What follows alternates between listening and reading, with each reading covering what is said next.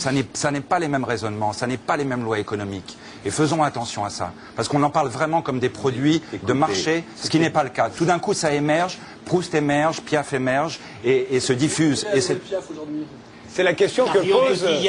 Mais on le saura demain. L'article manque totalement de recul. On ne sait pas... Il est connu de son vivant, quand même. Ça arrive. Mais il arrive aussi que quelqu'un soit méconnu de son vivant. Moi, tous les musiciens de talent que j'ai rencontrés, et j'en ai rencontré beaucoup, crèvent de faim et se déplorent de voir la programmation télévisuelle. C'est quand même une réalité. Or, à l'époque, il y a eu quand même Léo Ferré qui ont accédé au grand public. Il y a des problèmes. Et Brassens, après 10 ans de... Attendez, mais Proust dont on parlait... Il a la chanson. Proust dont on parlait... La chansonnette. Parlons d'autre chose aussi. La dernière interview de Fred Chichin dans Télérama. Proust a mis 40 ans à se faire éditer et 20 ans ensuite à se faire connaître et reconnaître. Ça n'est pas quelque chose de nouveau. Mais la chansonnette, c'est pas un truc posthume. Il faut prendre un peu de recul. Ça vous échappe pas, ça. Vous avez parlé des Cronach, il n'y avait pas cet talent, je promets la chanson. Il n'y a pas de problème. Il ne faut pas chanter. J'ai bien compris. J'ai bien compris, mais cette histoire, il n'y a plus de talent, vous comprenez? Non, il y a du talent, mais il n'y a pas la mise en relation des talents et des décideurs. Mais quand on était au 19e siècle, c'est évident que, par exemple, je prends un auteur au hasard comme Flaubert. Flaubert, il était plus ou moins reconnu quand même. Mais ceux qui vendaient le plus, ceux qu'on voyait le plus à la télé de l'époque, c'est-à-dire sur les scènes de théâtre, parce qu'il a quand même cherché toute sa vie à écrire des pièces de théâtre plus ou moins adroitement.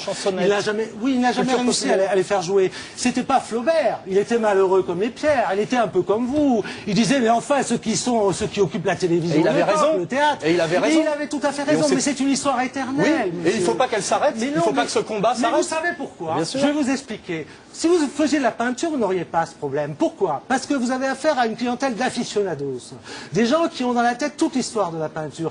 Ils peuvent trouver la nouveauté immédiatement. La littérature, le problème, c'est que vous avez affaire au grand public qui est très lent. Parce que vous proposeriez des tableaux au grand public, ils achèteraient de préférence des impressionnistes, même à l'abstrait.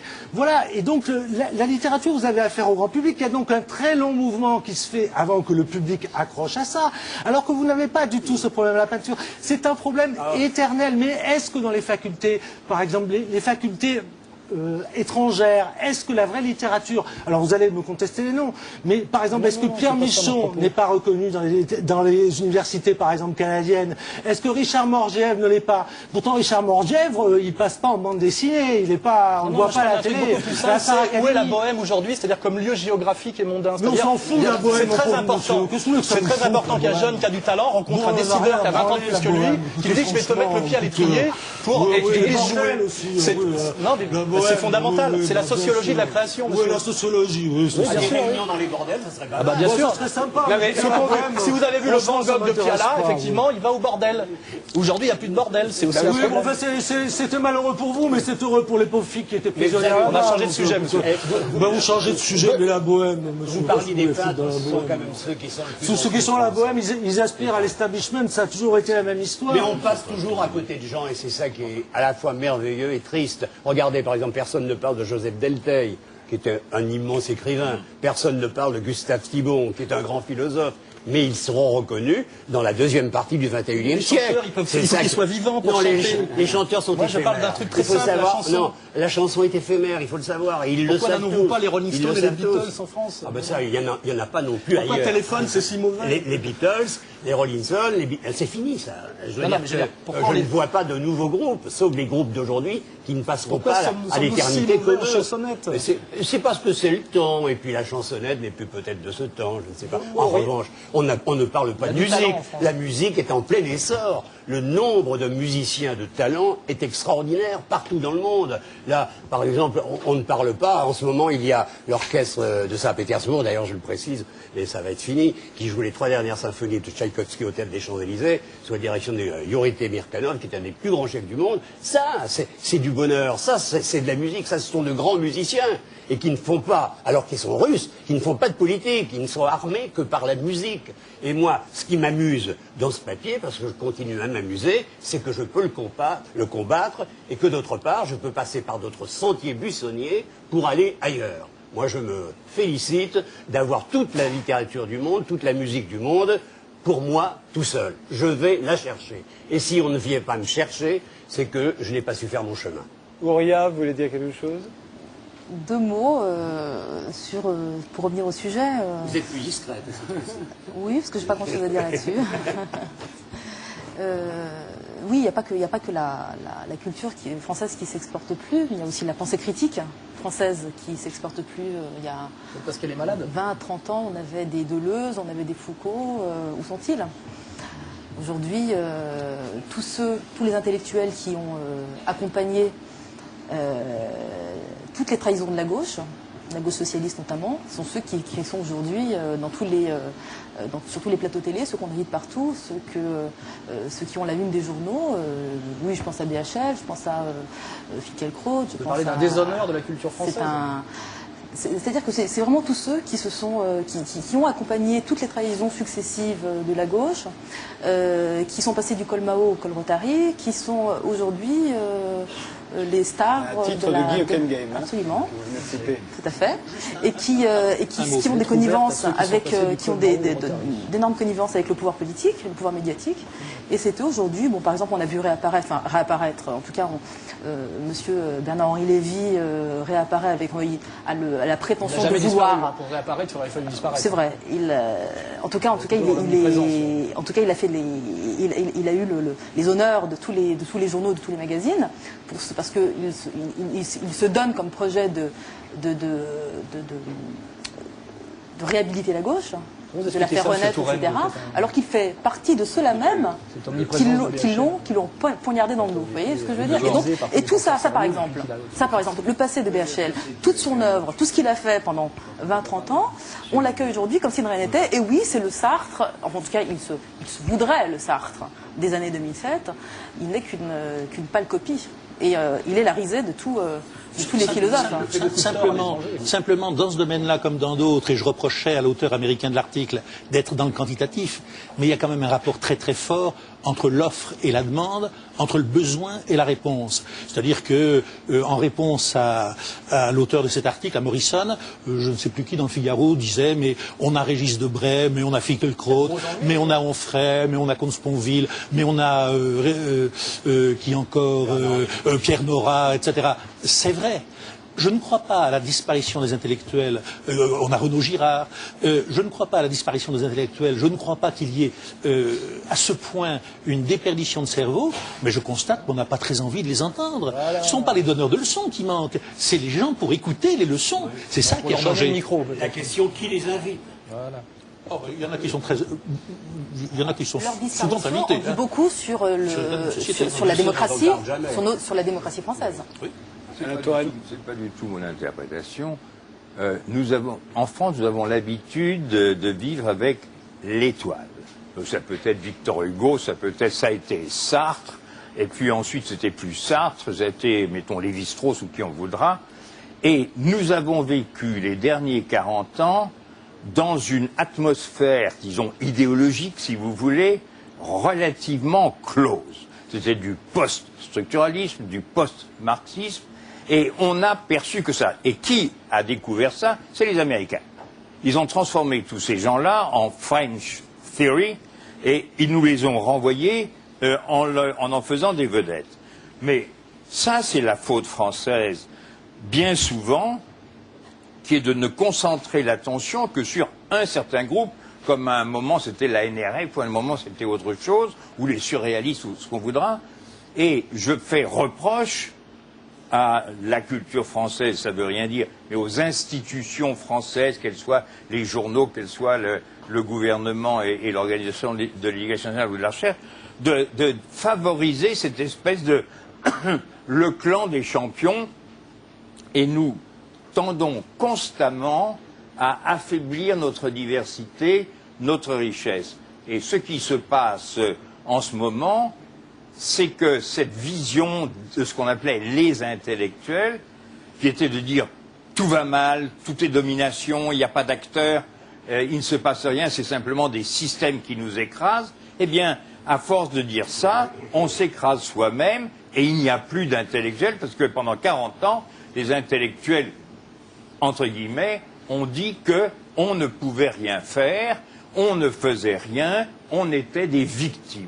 Le jour où les Français cesseront de dire tout le monde est victime, on verra à ce moment-là renaître, disons, des acteurs, des projets, des rêves, des conflits, des combats, tout ce que l'on voudra. Et la France passe son temps, depuis 40 ans, ce n'était pas du tout le cas avant, à dire le monde est vide. S'il y a vraiment un mot français, c'est on ne peut rien faire. En France. Oui, et c'est vrai. Moi, j'ai un petit problème. Je suis d'accord. Très vite, parce qu'on n'a plus beaucoup de temps. Simplement, moi, j'ai connu les années 70 en tant que jeune. C'était des années extrêmement terroristes. Par exemple, il fallait attendre que Roland Barthes, j'ai rien contre Roland Barthes, c'était un esprit extrêmement brillant, que Roland Barthes nous donne le droit de lire, qu'il dise le plaisir de lire, le plaisir du texte. Alors là, on dit ça, mais c'est curieux quand même. Roland Barthes nous donne le droit d'avoir du plaisir à lire. Mais vous savez qu'à l'époque, quand dans une faculté, vous parliez d'un film qui n'était pas un film politique, qui était un film d'art, on vous disait mais arrêtez tout de suite de parler de ça. Vous savez, quand on parlait de Kafka, quand on se permettait en fac de philosophie de parler de Kafka et de dire c'est un auteur comique, mais c'était un blasphème parce que c'était un auteur politique. Aujourd'hui, c'est un poncif de dire que c'est un auteur comique. Je n'ai aucune nostalgie pour les années 70, pour cette année qui était des années pour moi de dictature. Je dis bien dictature intellectuelle, je ne dis pas de dictature politique. Il y avait des avantages. Les loyers étaient moins chers en centre-ville. Tout à fait, on est d'accord. Donc, les artistes pouvaient s'approcher des décideurs. Entre 70 et 74, il y avait une sorte de dictature de la pensée unique. Bon. Ça a duré au fond 4 ans, je me rappelle très bien cette période-là, c'est la période de l'althusérianisme, si vous voulez. Et puis, ça s'est arrêté, on a commencé à respirer pour 2 raisons. La même année, 74, c'est la traduction de Solzhenitsyn en France et Lisbonne, le Portugal. Bon, la révolution des œillets. À ce moment-là, on a commencé à respirer et à avoir plus de liberté, et c'est tout à fait net la différence. Mais c'est toujours une tendance. Enfin, on a eu un parti communiste très fort pendant très longtemps. Ça se paye. Bon, ça se paye. Et donc, nous avons pris l'habitude de faire non pas du politique, mais une sorte d'annulation du réel sous prétexte de politique. Et cela fait que des tas de gens n'ont pas pu s'exprimer ou ont pu insuffisamment s'exprimer, alors que les Américains qui avaient le contraire, mais le contraire était les gens d'extrême droite, ça, étaient, enfin, non, pas des idiots, d'ailleurs, c'est pas vrai, ce n'étaient pas des idiots, mais ça n'avait pas d'impact dans le monde intellectuel. Et le roman était interdit à cette époque-là. Oui, mais... Dans le monde intellectuel, le roman était interdit. On parlait des essais et de la politique et de la poésie dans les revues sérieuses de littérature que je ne citerai pas. Vous pouvez vous référer à ces accords. Et il y avait le roman, c'était une obscénité. La fiction, c'était enchanté. Oui, il y a plusieurs points. Et c'est tout. Moi, si vous m'enlevez la fiction, moi, je peux pas écrire. Je sais pas écrire des essais autres que en racontant des fictions. Je peux raconter que des histoires. Et c'était une époque où c'était interdit. Moi, je me rappelle. Je vous donne une anecdote assez qui est pas drôle, mais qui est une anecdote personnelle. Je suis en train d'écrire en 74, vous savez, je m'amusais à écrire, puis il y a un ami qui vient, et donc je lui lis un peu ce que j'ai écrit, et il me dit catastrophé. Oui, c'est bien, mais c'est toujours dans le style roman. On aurait dit que je me livrais à l'alcoolisme, pour ne pas dire à l'onanisme, vous voyez. C'était quelque chose qui était tout à fait proscrit. Moi, j'ai pas un souvenir de grande liberté. J'ai pas de très bons souvenirs de ces années-là. Non, moi non plus, c'est ce que je viens de vous dire. Ah bon, on est d'accord.